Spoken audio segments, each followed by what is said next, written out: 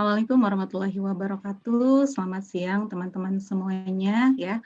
Pada hari ini kita akan bersama-sama mencoba berdiskusi dan menganalisis soal uji kompetensi pada mata kuliah manajemen keperawatan.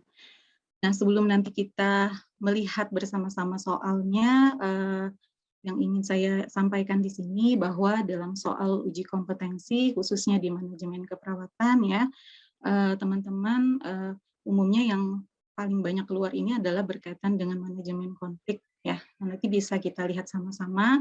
Kemudian pada saat teman-teman akan melakukan pembahasan ya pada soal, mungkin nanti teman-teman bisa melihat ya dari soal tersebut apa yang menjadi pertanyaannya atau lead-in-nya. Nah, sehingga setelah kita melihat lead-in-nya, maka selanjutnya teman-teman bisa membaca vignette atau kasus pada soal. Nah, dalam membaca kasus atau vignette pada soal memang waktunya terbatas ya, karena memang dalam menjawab soal uji kompetensi, satu soal ini alokasi waktunya hanya 1 menit, sehingga diperlukan fokus yang baik ya pada saat menjawab soal uji kompetensi. Kemudian kalau teman-teman melihat pada kasus, nah jangan lupa tentukan yang menjadi data fokus ya, atau kata kunci, apa yang diinginkan dari pertanyaan tersebut. Nah setelah itu baru teman-teman lihat bagian option atau pilihan jawaban. Nah di dalam option atau pilihan jawaban kita sebenarnya sudah dapat melakukan scanning. Nah sehingga kita dapat menentukan ya mana dari pilihan tersebut yang bukan merupakan jawaban soal. Oke, baik sekarang kita coba sama-sama ya untuk membahas soal yang berkaitan dengan manajemen keperawatan. Oke, mungkin bisa dibaca ya teman-teman ya pada soal ini. Silahkan waktunya 1 menit.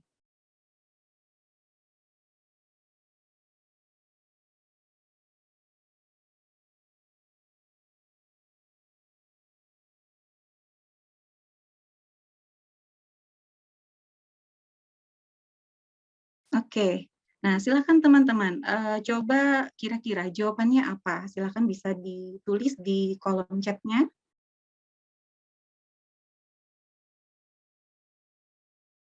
Oke, ada banyak jawaban ya. Oke, ada yang paling banyak ini optionnya pada jawaban A. Oke, baik. Nah, apa yang tadi sudah dijawab ya oleh teman-teman, jawaban pada soal ini yang benar adalah jawaban pilihan A. Nah, sekarang kita coba lihat sama-sama ya. Oke. Nah, mengapa jadi jawabannya A? Nah, sekarang tadi dari soal teman-teman kan sudah melihat ya bahwa yang ditanyakan ini adalah kategori konflik dari kasus tersebut. Nah, pada saat kita melihat kategori konflik berarti yang ditanyakan berkaitan dengan jenis konflik kan yang dialami. Nah, sehingga pada data fokus ini sudah sangat tergambar ya, di mana perawat tersebut tidak sependapat dengan kepala ruangan ya terkait dengan jadwal linusnya. Perawat sudah menyatakan adanya keberatan, kemudian juga selalu menghindar pada saat diajak untuk melakukan rapat ya. Nah, dari gambaran tersebut kita dapat melihat bahwa perawat ini mengalami masalah ya dengan kepala ruangan. Artinya masalah ini merupakan konflik antar pribadi ya. Jadi antara perawat dengan kepala ruangan yang diakibatkan karena terjadinya perselisihan pendapat.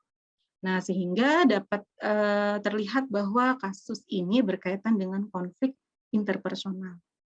Nah, sekarang kenapa pilihan jawabannya bukan yang lainnya? Nah, pada saat kita melihat pilihan jawaban yang lain, ya intrapersonal ya pada jawaban option B. Nah, kalau intrapersonal berarti konflik itu berasal dari dalam diri perawatnya sendiri. Nah, di mana perawatnya mungkin bisa saja kebingungan dalam mengambil suatu keputusan ya. Nah, sehingga dia bisa mengalami yang disebut dengan konflik intrapersonal. Kalau intergroup ya, nah ini biasanya konflik ini berkaitan dengan antar kelompok. Jadi kalau di dalam suatu ruang rawat inap antara satu tim dengan tim yang lainnya. Nah, sementara di dalam kasus konflik ini hanya berkaitan dengan personal antara perawat dengan kepala ruangan tersebut. Nah, kalau personal, nah umumnya ini terjadi karena konflik pribadi berdasarkan karena adanya kebutuhan. Contoh misalnya pada saat, perawat ini dia tidak senang dengan keputusan, tetapi karena ada kepentingan tertentu ya, yang berkaitan dengan perawat itu sendiri. Nah, kemudian pada option E yaitu laten, nah di mana konflik ini tertutup ya. Jadi ini merupakan pilihan yang tidak tepat untuk kasus tersebut. Nah, kira-kira bagaimana teman-teman ya? Nah, mungkin nanti kita bisa latihan kembali ya dengan berbagai soal ya, terutama untuk di manajemen keperawatan umumnya pada saat kita mendiskusikan soal terkait dengan manajemen konflik, nah tidak hanya yang berkaitan dengan kategori, tetapi juga strategi penyelesaian konflik ya, umumnya juga sering ada ya pada soal-soal uji kompetensi. Nah, mudah-mudahan teman-teman nanti bisa belajar ya, sehingga dengan melakukan latihan ya terus-menerus untuk membahas soal, maka ini menjadi salah satu hal yang biasanya dapat membantu kita lebih cepat ya dan lebih tepat dalam menentukan pilihan jawaban di soal uji kompetensi. Demikian yang bisa saya sampaikan. Terima kasih. Jangan lupa ya belajar lebih maksimal bersama. Saya tutup. Assalamualaikum warahmatullahi wabarakatuh.